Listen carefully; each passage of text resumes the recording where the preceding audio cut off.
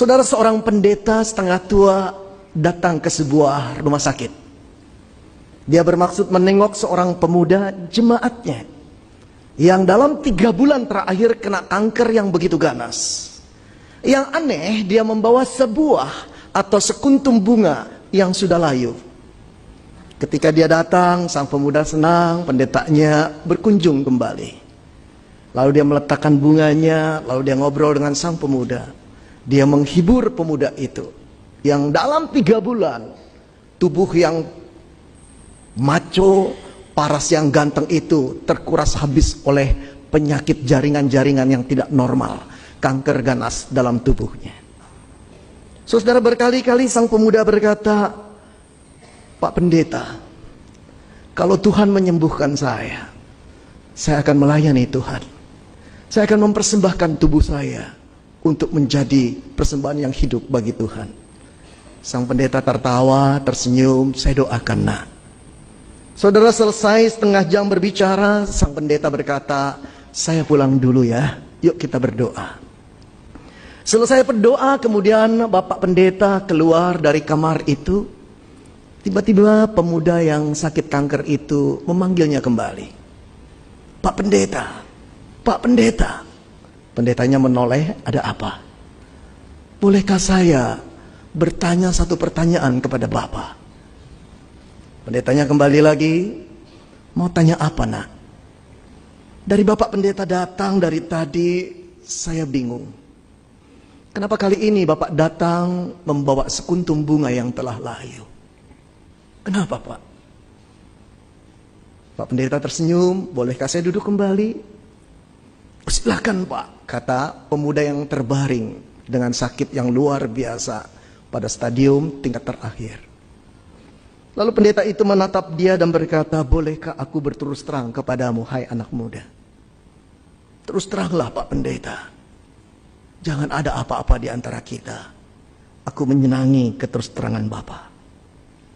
Lalu kemudian pendeta itu berkata, "Nak, ingatkah setahun yang lalu, waktu ibu pendeta mendekati kamu dan berkata, anak-anak remaja membutuhkan pembimbing kelompok kecil.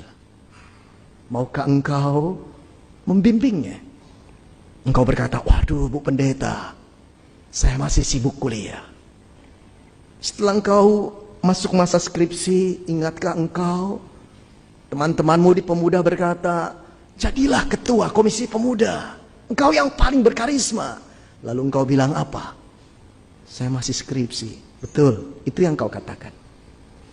Ingatkah engkau setengah tahun yang lalu ketika aku datang kepadamu dan berkata, "Pimpinlah kur di gereja kita yang dirigennya sudah pindah keluar kota. Engkau yang berbakat." Engkau bilang apa? "Sekarang saya sedang bekerja." Engkau selalu menolak, bukan?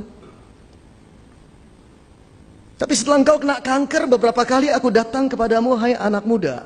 Berkali-kali engkau berkata, "Pak Pendeta, tolong doakan saya.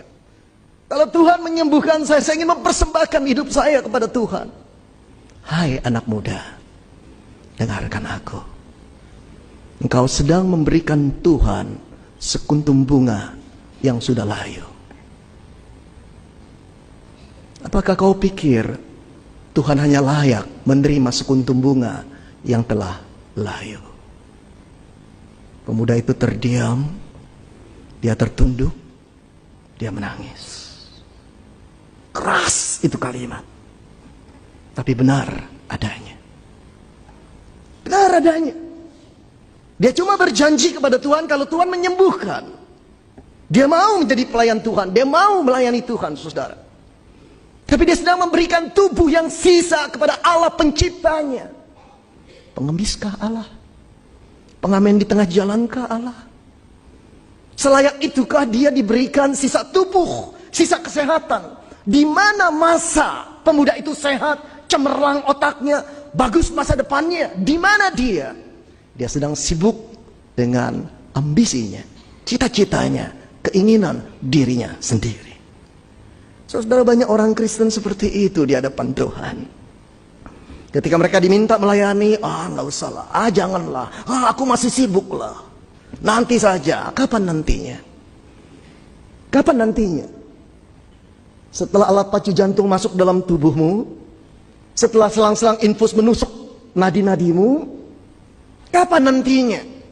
Setelah kena stroke, lalu berkata, Tuhan pakailah aku Tuhan.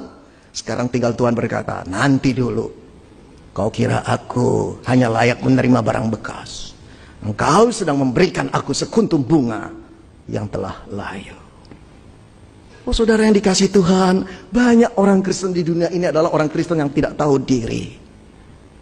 Tidak tahu diri. Siapakah yang merajut kita di dalam kandungan ibu kita?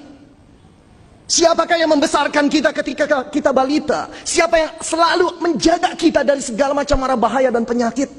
Tuhan. Siapakah yang menuntun masa muda kita? Siapakah yang memberikan otak yang cemerlang, masa depan yang gemilang? Siapa? Allah. Siapakah yang menebus kita pada waktu kita hidup di dalam dosa? Allah. Lalu tidak layakkah Allah ketika dia meminta tubuhmu dan tubuhku untuk dipersembahkan kepadanya sebagai persembahan yang hidup, menjadi dupa yang harum bagi namanya? Tidak tahu diri, bukan? Kalau kita punya keperluan, kalau kita terdesak, kita menjerit kepada Allah. Kalau dia tidak mengabulkan, kita marah dan berkata, engkau Allah seperti apa? Aku tidak akan percaya kepadamu. Aku meminta, engkau tidak menjawab. Aku berdoa, engkau sembunyi. Kita tidak tahu yang kita ajak bicara, yang kita adalah pencipta. Satu tiupan nafasnya membuat jiwa kita bisa terbang melayang. Kita tidak lagi hormat kepada Tuhan. Kita tidak lagi takut akan Tuhan.